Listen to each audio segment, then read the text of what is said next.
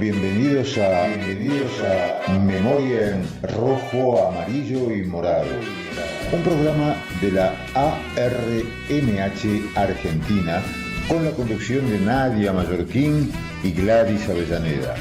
Producción Nadia Mallorquín. Memoria en Rojo, Amarillo y Morado por Radio Caput.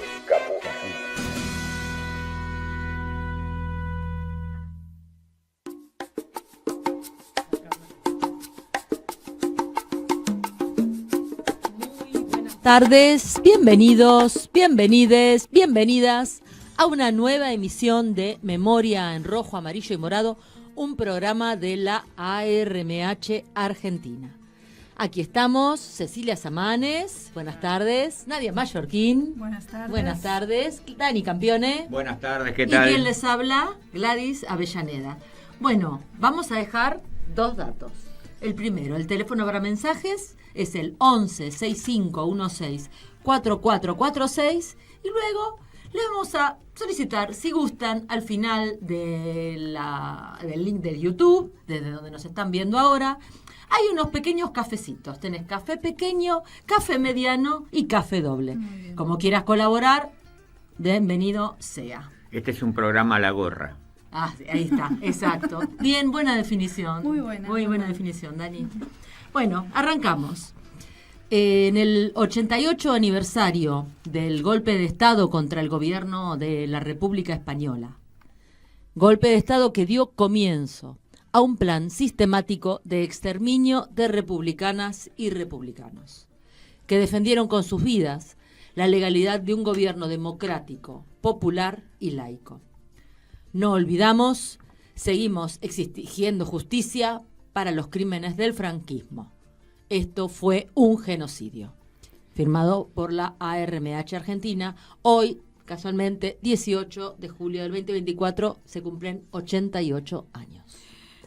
Hace 88 años, España fue sacudida por un golpe militar que pretendía derrocar, y así lo hizo, al gobierno legítimo de la Segunda República. Este golpe, liderado por sectores reaccionarios y apoyada por fuerzas antidemocráticas, fue el inicio de un conflicto devastador que dejó cicatrices profundas en esa nación. Además de los muertos en el frente, que los historiadores calculan entre 150.000 y 300.000, las fuerzas franquistas represaliaron a unas 150.000 personas, la mayoría de ellas asesinadas en ajusticiamientos sin garantía legal, campos de concentración. Muchos murieron en cárceles en condiciones inhumanas o sufrieron exilios. El 18 de julio de 1936 nos recuerda que los derechos conquistados no son permanentes y que debemos estar siempre vigilantes ante las amenazas a nuestras libertades. La memoria histórica no es un simple ejercicio de nostalgia, sino una herramienta vital para construir un presente y un futuro más justo. Bueno, y ahora vamos a un tema musical de María José Yergó para luego pasar al nuestro entrevistado del día de hoy. El tema se llama Canción de Soldados. Señor operador, ¿lo escuchamos?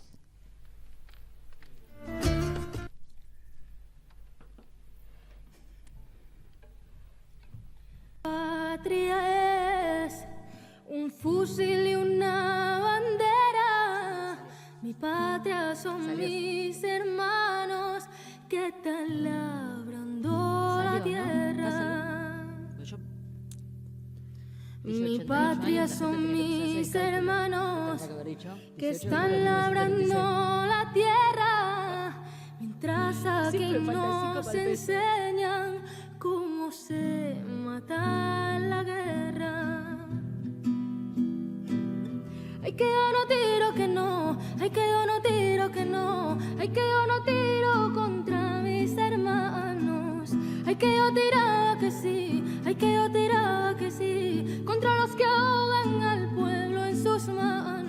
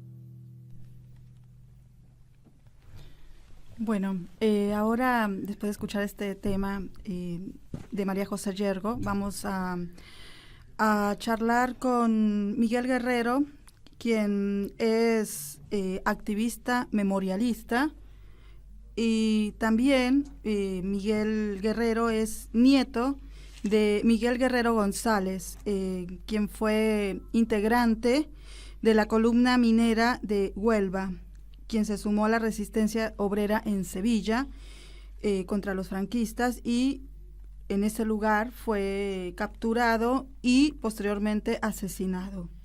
Miguel Guerrero se encuentra en este momento, con quien hablaremos ya mismo, en Punta Umbría.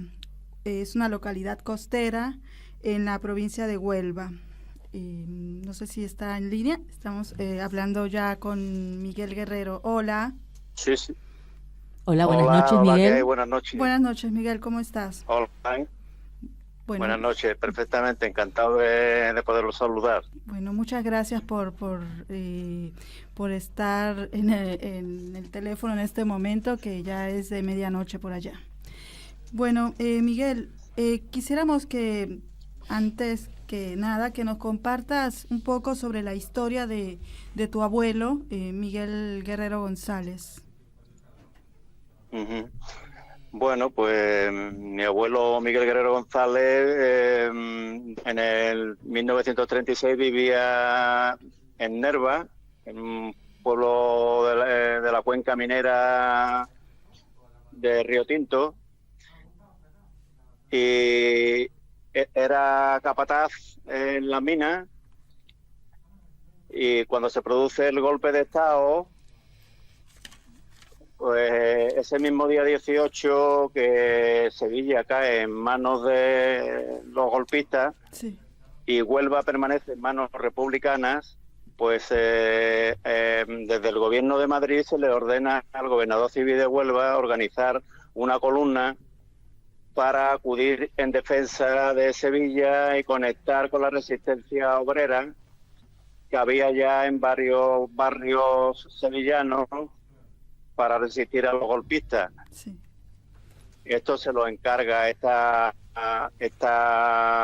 dirección de la columna, se la encarga a dos diputados de las Cortes republicanas que eran onubenses, y ellos se dedican a reclutar personal por la cuenca minera, por los pueblos de la cuenca minera, fundamentalmente mineros, no todos, que eran gente ya bregada en las tareas sindicales, las luchas sindicales. Y allí se organiza una columna en torno a unos 500 hombres que vienen con unos 14 camiones más o menos aproximadamente, con 200 kilos de dinamita para auxiliar a Sevilla. Y asimismo también le encargan a un militar, a un comandante de la Guardia Civil, que organiza una columna militar que vaya también junto a la columna minera. Se decide que esa columna militar pues se adelante primero en misiones de reconocimiento y los espere en la llegada a Sevilla a la columna minera. ¿Qué ocurre? Que ellos se adelantan, pero no cuentan con que este comandante pues se pasa al bando de los golpistas y los espera allí. La columna sale en la mañana del día 19, llegan allí a Sevilla, y entonces pues se produce una emboscada en las inmediaciones de Sevilla, en la localidad de La Pañoleta, en un pueblo cercano que se llama Camas, en Sevilla, y allí pues se produce un tiroteo por parte de la columna esta de la Guardia Civil, e impacta en un camión, en el camión donde llevaban la dinamita, explosiona, y resulta pues una bastante estruendosa e importante la explosión, y resulta mueren 25 miembros de la columna minera. Se produce un gran desconcierto y gran parte de la columna que se pudo salvar y pusieron otra vez rumbo a Huelva muchos de ellos, y otros pues parapetaron y se emboscaron por allí, pero finalmente pues fueron capturados 68 de ellos, entre ellos mi abuelo, y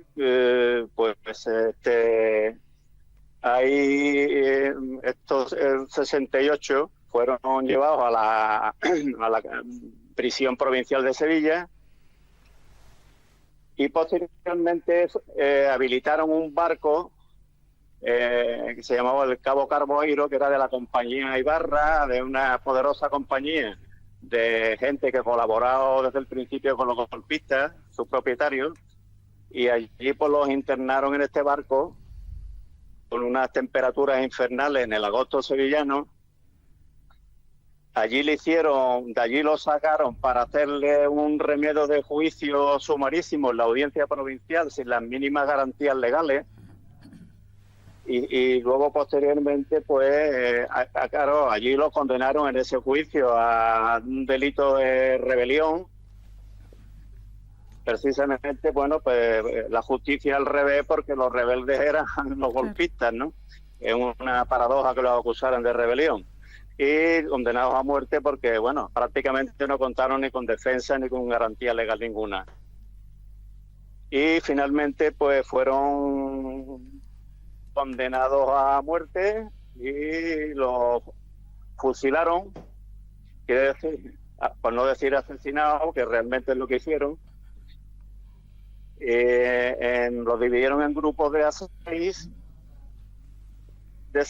y los pelotones de ejecución pues los dividieron por los barrios obreros de Sevilla: Macarena, Triana, Ciudad Jardín, Amate y en La Pañoleta, para dar escarmiento y bueno, y que lo presenciara la gente, porque fundamentalmente los golpistas lo que querían era infundir el terror para que la gente pues prácticamente se aterrorizara y no se moviera, ¿no?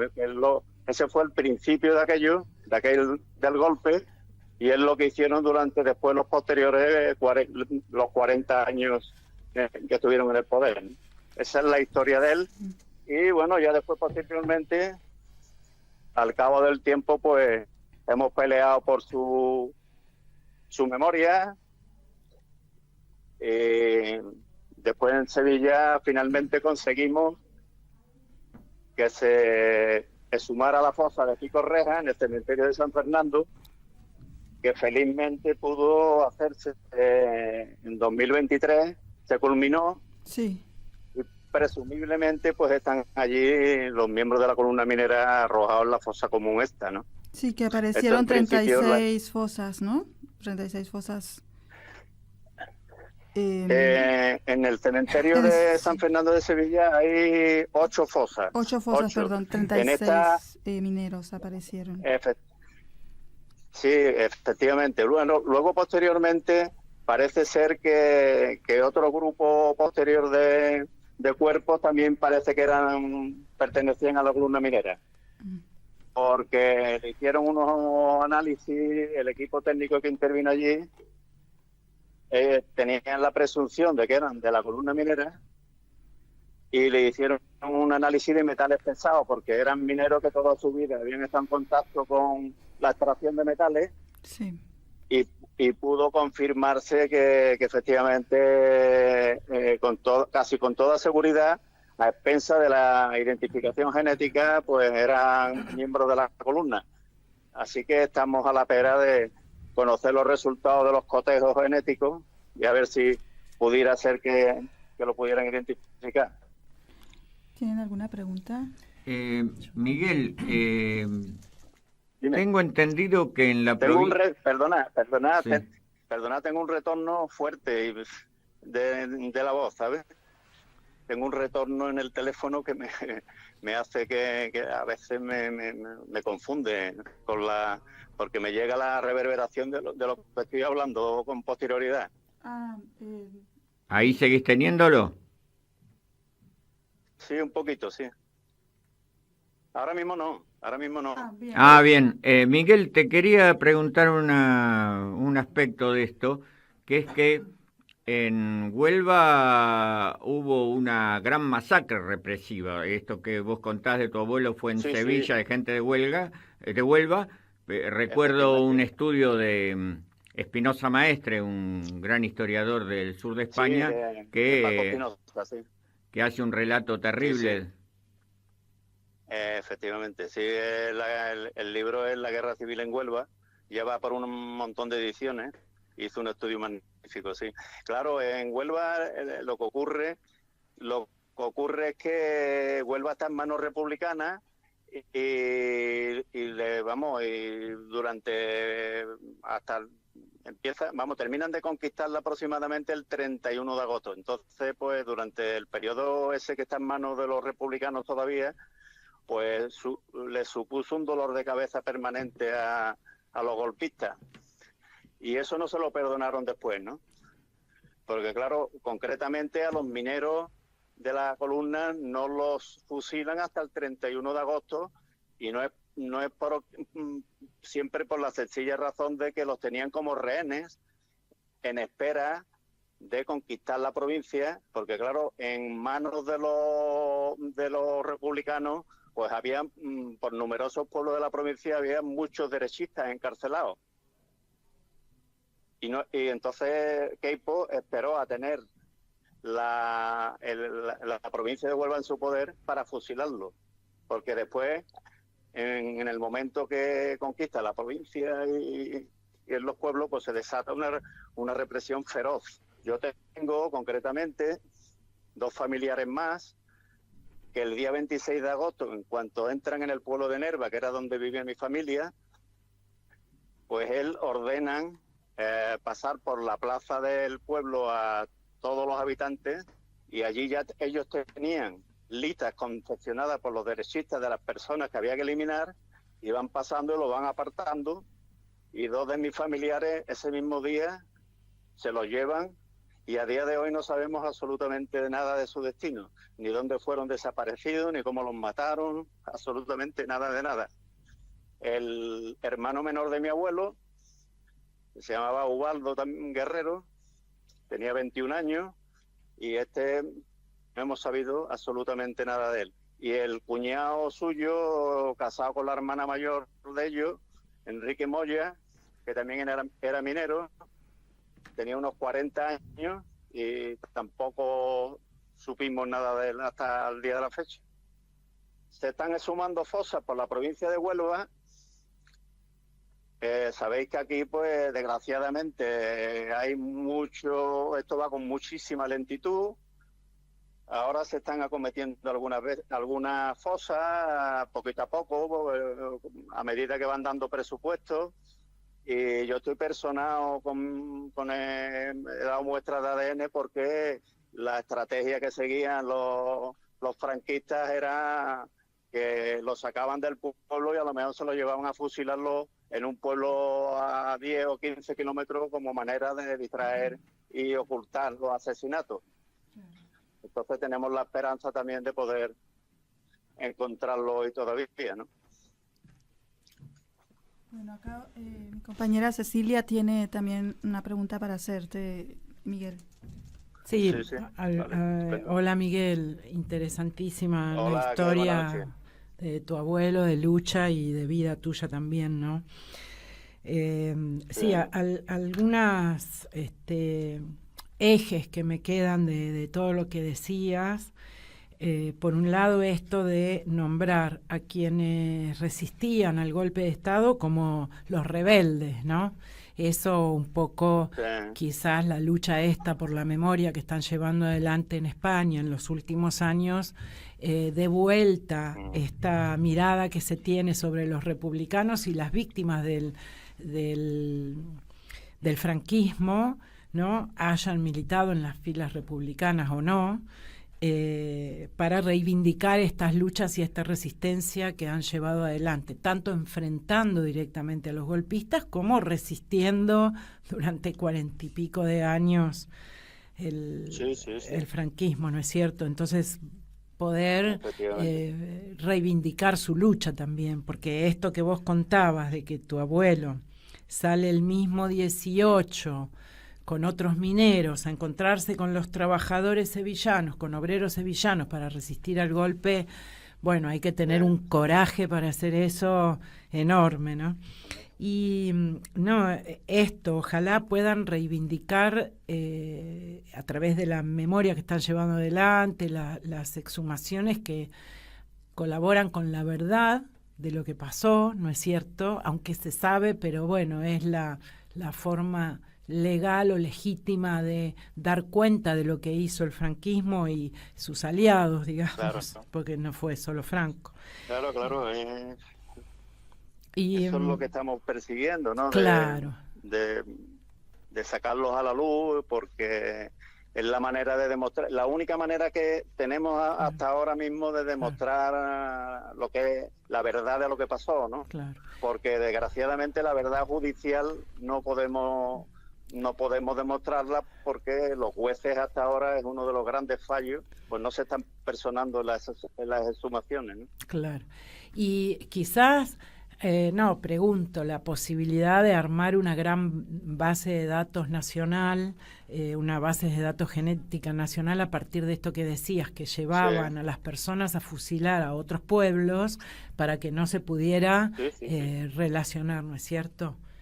Quizás esa sería eso lo contempla la última ley de memoria. La última ley de memoria de 2022 contempla la creación de un registro nacional de víctimas y la creación de un banco estatal de datos. Claro. Lo que ocurre es que va muy lento, todo va muy lento, empezando porque ya son 88 años, ¿no? Que eso desgraciadamente pues es lo que intentamos acelerar, porque bueno, somos la generación ya de los nietos, ¿no? Yo soy nieto, tengo 70 años ya. Mi padre y mi tía, que eran los hijos de mi abuelo, fallecieron desgraciadamente y no han podido ver ni siquiera lo que es fue la exhumación de Pico Reja, ¿no? Claro. Y ya no hablamos de la identificación genética, ¿no? Claro. Y bueno, en eso estamos peleando por sacar a la luz, pues, y dar memoria de todos aquellos que pelearon por lo que es la Segunda República Española, que fue un proyecto muy hermoso, muy avanzado para la época, que pensamos que podía haber sido pues la oportunidad de poner al país dándole voz a los más desfavorecidos, que estaban hundidos en la miseria, pero desgraciadamente pues fue un proyecto truncado, como truncado fue también el tema de la columna minera. Fue una esperanza truncada que podía haber cambiado el curso de los acontecimientos, porque si Sevilla no hubiese caído en manos de los golpistas, pues podían haber cambiado drásticamente la situación y podían haber terminado las cosas de otra manera, pero bueno, no pudo ser. Bueno, Miguel, la verdad que estamos muy conmovidos por la historia que nos estás compartiendo. Nosotros la semana pasada estuvimos hablando un poco sobre los mineros y sobre lo que pasaba en esas localidades.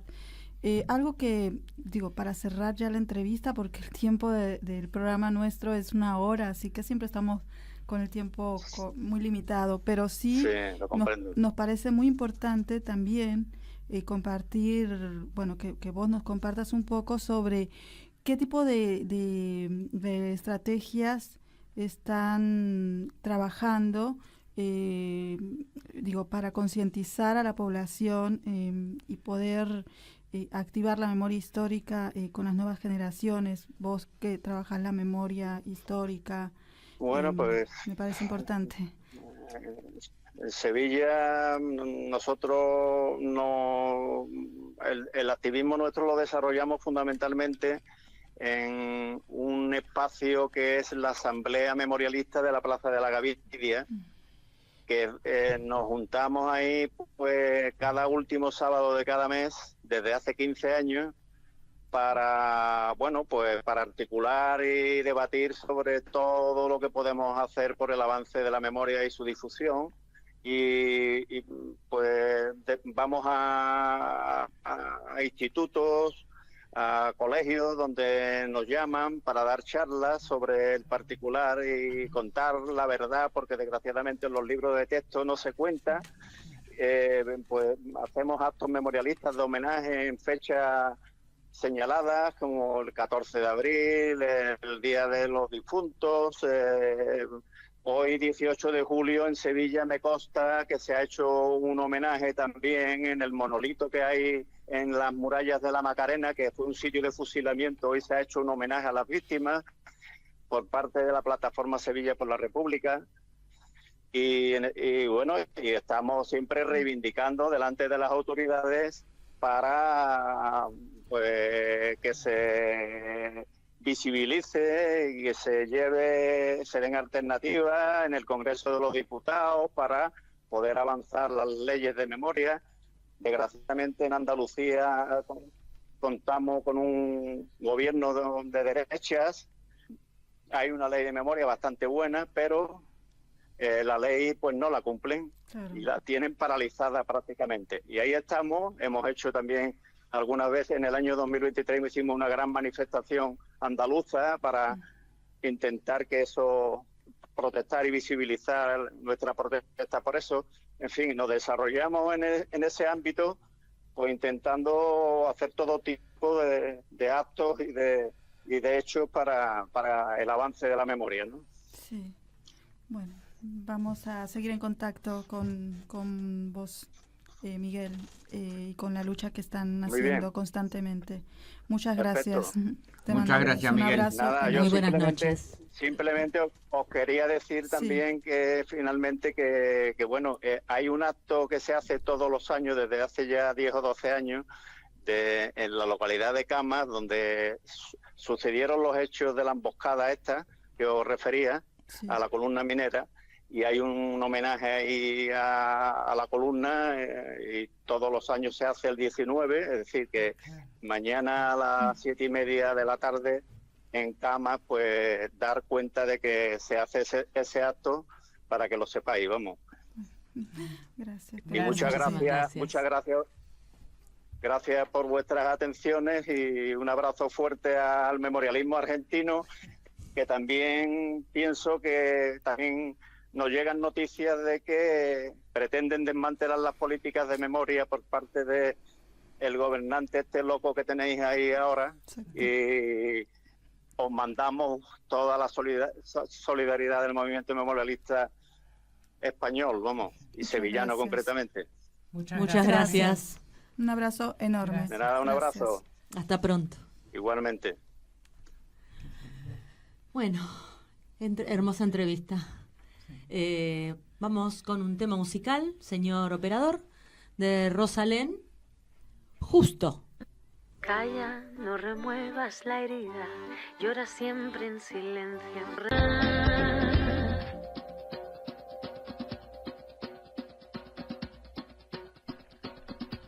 Bien, y ahora vamos a la columna de nuestro profesor, historiador y escritor e investigador Daniel Campione.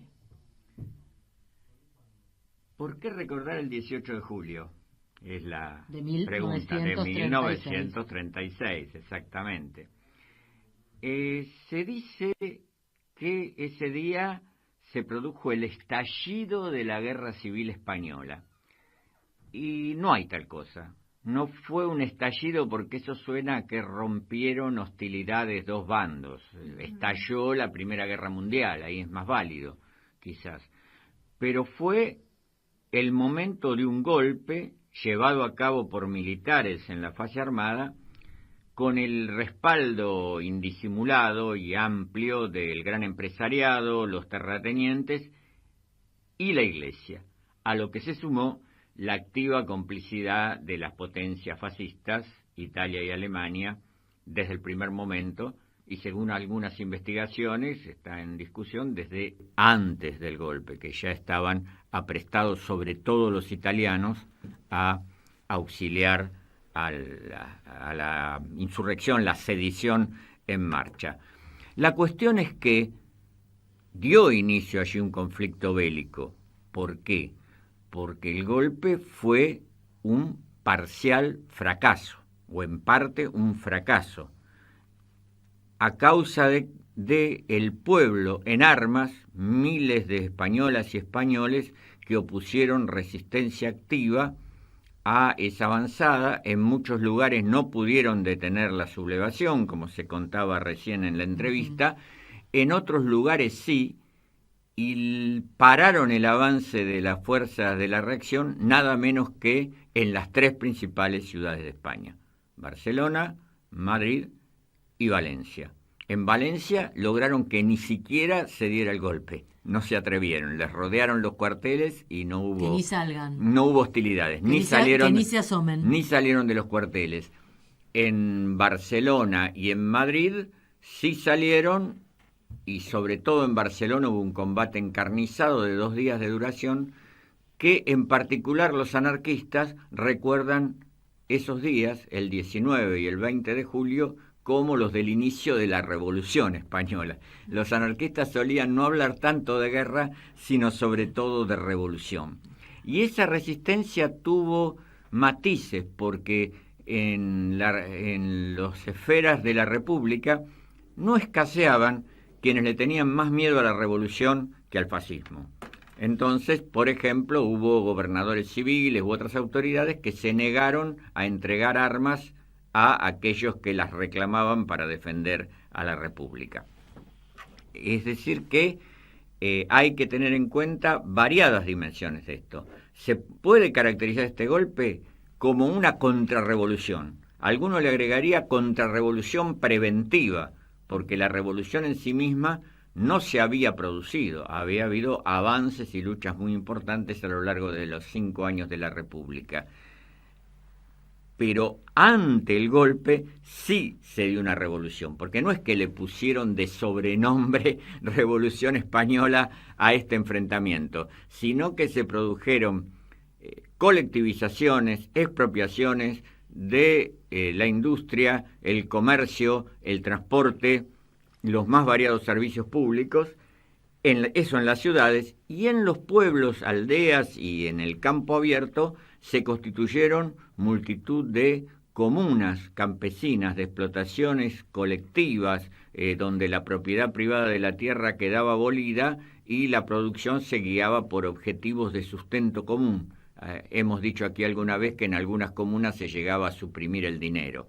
Este fue el contexto de esa lucha. ¿Y qué pretendían los del bando contrario? Porque no basta decir con que eran reaccionarios, que es importante decirlo, y pertinente, claro. Pero era algo bastante más preciso. Querían terminar, cortar de raíz con todos los avances que había producido la República en los diversos campos, desde el avance de la educación pública hasta la promoción de los derechos de la mujer y, por supuesto, pasando por los niveles más ligados a la propiedad de los medios de producción y al manejo de la economía.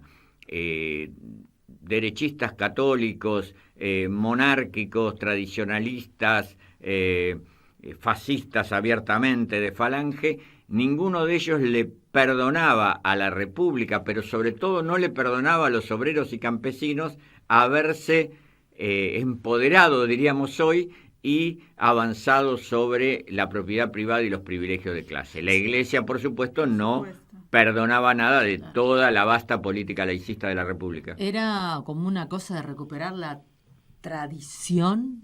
Así se presentaba. Eran los valores esenciales de la hispanidad en las que estaban amenazados por la anti-España. Y la anti-España estaba además encarnada, construida como enemigo a partir de la conspiración judeo-masónica y bolchevique, que estaba los rojos contra, claro, que eran los rojos. La canalla marxista también se decía. Las denominaciones eran variadas. Me suena familiar un poco las expresiones. Efectivamente son familiares. Cuando pasemos a otro estadio del programa... ¿Vos decís familiar con lo que nos está pasando acá en Argentina? Sí. Emparentado, digamos, porque pobre la familia no tiene que ser...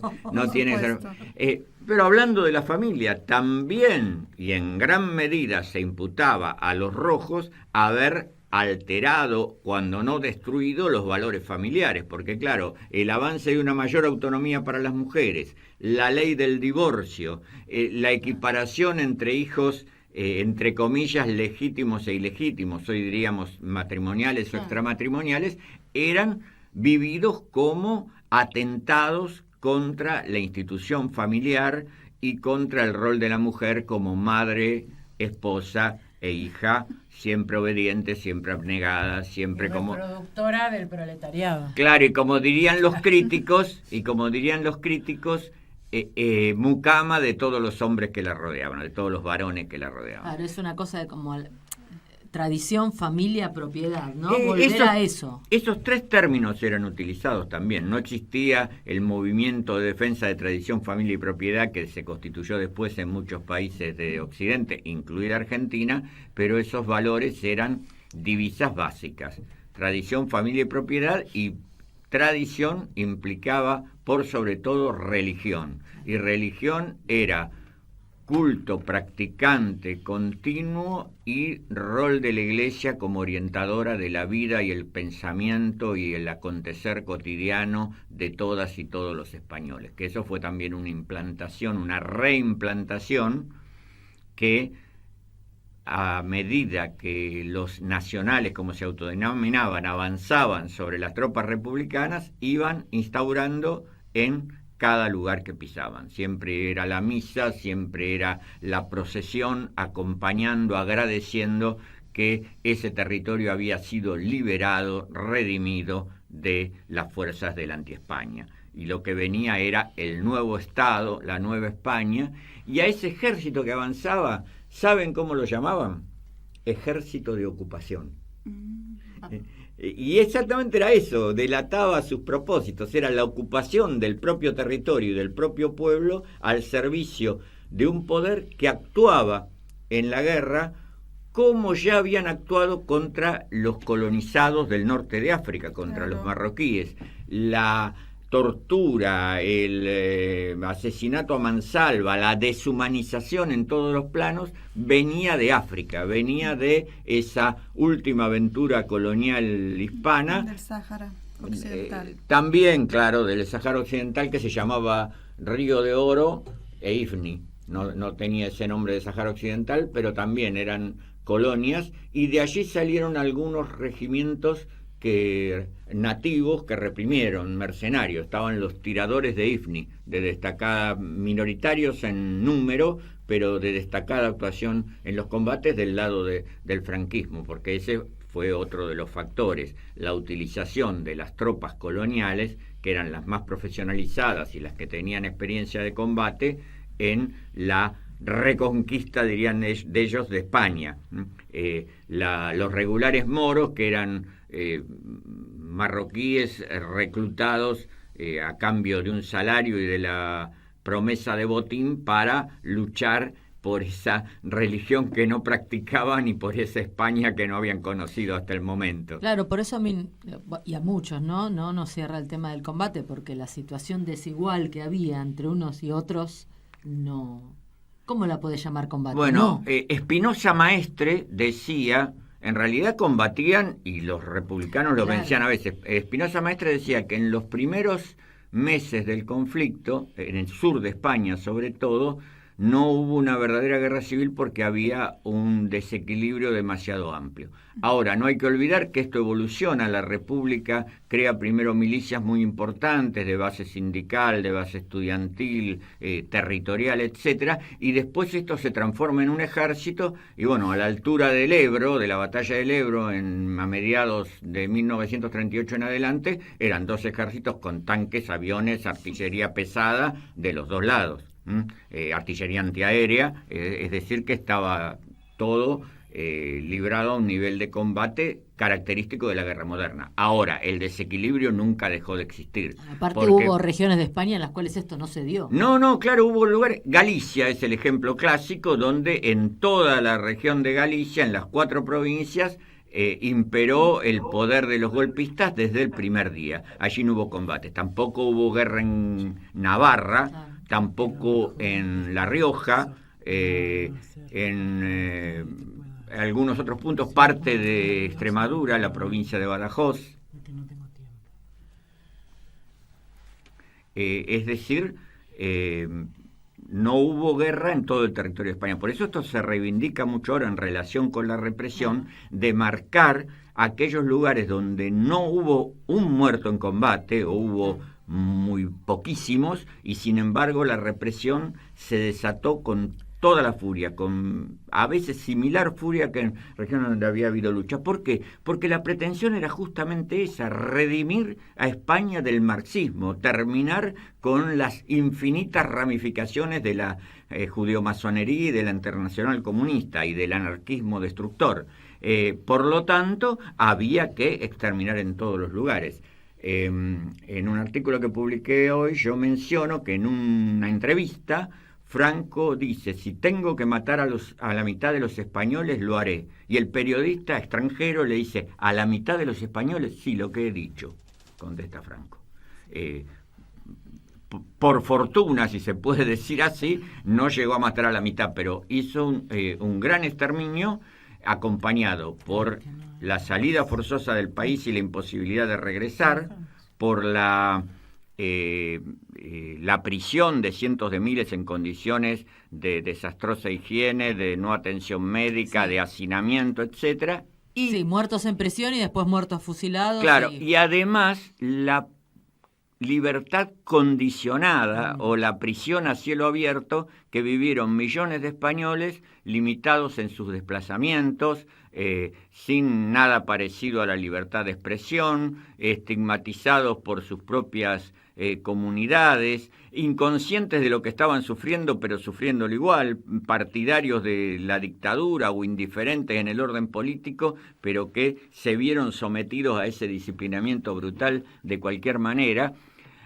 Para terminar, la única forma de establecer, de impulsar la reversión definitiva de los efectos de la Guerra Civil Española, que se tienen hoy en esos más de 100.000 de tumbas sin nombre y sin ubicación de ningún tipo, es la lucha por el establecimiento de una tercera república. El alzamiento de julio de 1936 fue el portal de entrada al periodo más lúgubre de la historia española. A consecuencia de ese pronunciamiento, como decíamos, el gobierno constitucional fue reemplazado por una dictadura que duró 40 años y que además fue sucedida por el monarca designado por Francisco Franco y por la dictadura en general, y que acomodó la transición española como se pudo. El advenimiento de la Tercera República sería la apuesta por la recuperación plena de la memoria y la dignidad. Y sostenerla en alto es un compromiso irrenunciable para los amantes de la democracia, la libertad y las transformaciones sociales profundas. Bien, así es. Muchas gracias, Daniel. Sí, total. Recordar y llevarlo siempre, ¿no? Adelante, este tema, no olvidar nunca. Bueno, y ahora sumaría esto, que sí, la Guerra Civil Española se da en el marco de una Europa luchando contra el cuco comunista que se había instalado a partir de la Revolución Rusa, ¿no? Sí, sí, está muy bien. Esa es una dimensión. Claro, también en Alemania habían asesinado cruentamente a Rosa de Luxemburgo y a todo el Partido Socialista alemán, y bueno, esta cosa del otro enemigo, del rojo, ¿no?, que asola y es la sombra, sí, del que piensa distinto Europa, es el enemigo. Totalmente. Entonces España no escapa a esto, que en realidad no es por el rojo en sí mismo, ¿no?, el comunista en sí mismo, sino los derechos que representa esa ideología, ¿no? Y sí, buenísimo esto que decís, ¿no? Una tercera república que solo se alcanzaría con otra revolución, porque no hay mucha opción con esta democracia.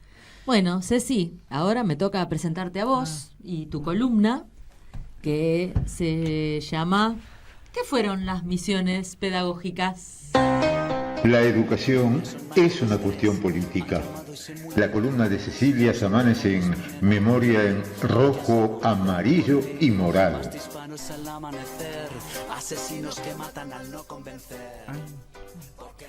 Hola, ¿cómo están todas y todos y todes? Vamos a continuar un poquito. Hoy quería comentar qué fueron las misiones pedagógicas. La semana pasada contaba de quién fuera el director de estas misiones. Lo que intentaba llevar, que después el 18 de julio volvieron atrás, con el golpe de Franco, era culturizar y politizar a la ciudadanía española, tanto en las ciudades, pero sobre todo en el mundo rural, que habíamos visto que estaba bastante retrasado en relación a la cultura en general en España, ¿no? Las misiones pedagógicas trabajaban en algunas secciones, en algunos ejes fundamentales: la biblioteca, el museo circulante, el teatro, la música, el cine y el guiñol o un retablo de títeres. Con estas tareas, con estas actividades, iban por los diferentes pueblos de toda España, retomando el pensamiento krausista de poner en acto y un saber hacer en la educación, ¿no es cierto?, llevaban la modernidad al mundo rural, podríamos decir. El patronato proponía entonces compartir y acercar los valores democráticos a toda la ciudadanía, y como bien señalaba la semana pasada Gladys, con un sincretismo, digamos, con una lógica de sincretismo, es decir, amalgamar y poner en relación ambas culturas, no que una prevalezca sobre la cultura de lo urbano, prevalezca sobre lo rural o sobre la cultura folclórica popular. A través del cine, llevaban el cine a los poblados. Los campesinos comienzan a conocer un mundo exterior a esos sembradíos, ¿no?, por fuera de sus aldeas, y de acuerdo a los relatos que se fueron recuperando de los propios misioneros y misioneras, la gente se acercaba a la pantalla en busca de los personajes que veían allí o qué había detrás de la pantalla. El cine, por lo tanto, amplió su visión del mundo, otras ciudades, otras historias, ¿no? Con respecto a la música, lo que hacían los y las misioneros y misioneras era revalorizar ese folclore musical autóctono, y aquellos romances locales los ponían en relación con las formas que tenían ese mismo romance quizás de ser cantado en una aldea de al lado, y los revalorizaban. Esto los aldeanos, la ciudadanía lo veía muy gratamente, porque era revalorizar sus culturas nativas, digamos. El museo, que se llamaba Museo del Pueblo, se ocupó de que jóvenes pintores reproduzcan las grandes obras del Museo del Prado, por ejemplo, o de las grandes ciudades, y las llevaran a los pueblos. De esta manera, los ciudadanos de esas aldeas podían conocer esos grandes pintores españoles. Por primera vez veían esas majestuosas obras que tenían 100 o 200 años. Y el objetivo de esto era formarlos también estéticamente, culturalmente, estéticamente, educativamente. Darles herramientas. Darles herramientas culturales, pero de una cultura amplia. Por otro lado estaba la actividad de las bibliotecas rurales. Esto fue una gran campaña, nunca más se volvió a repetir esta tarea en España, ¿no? Como dato, hasta marzo de 1937 se repartieron no libros, sino bibliotecas, es decir, ahora cuento lo que era una biblioteca, 5.522 bibliotecas, desde el 36 hasta marzo del 37. Estas bibliotecas armaban una biblioteca a cargo de un docente y dejaban 100 libros. Si la biblioteca funcionaba, es decir, había interés en la lectura y se promovía la lectura, volvían a llevar más libros para renovar esa biblioteca en la aldea, ¿no? La semana que viene vamos a hablar de algunas de las personas que hicieron posible estas misiones pedagógicas. Gracias. Muchas gracias, Ceci. Y nos estamos despidiendo, ya estamos en horario, pero qué terrible, cómo se voló la hora. Mucho. Nos quedamos sin el que estás leyendo. El próximo programa La próxima vamos a seguir hablando del complot judeo-masónico y bolchevique a través de un libro dedicado como mayor eje a ese tema. Muy bien. Bueno, muchas gracias. Compañeros, fue un gusto. Estuvimos en la conducción Nadia Mallorquín y Gladys Avellaneda. Columnistas Adriana Fernández, Daniel Campione y Cecilia Samanes. Columnistas y corresponsales al otro lado del Atlántico, Juan Miguel Vaquero, Susana Falcón, Jorge Fonseca y Soledad Luque Delgado. En la producción Nadia Mallorquín. En la técnica nuestro Chino Román. Y esto fue Memoria en Rojo, Amarillo y Morado, un programa de la ARMH. Nos vamos con un tema musical de María José Liergo, Te Encontrao. Y ahora decimos muy buenas noches, salud y república.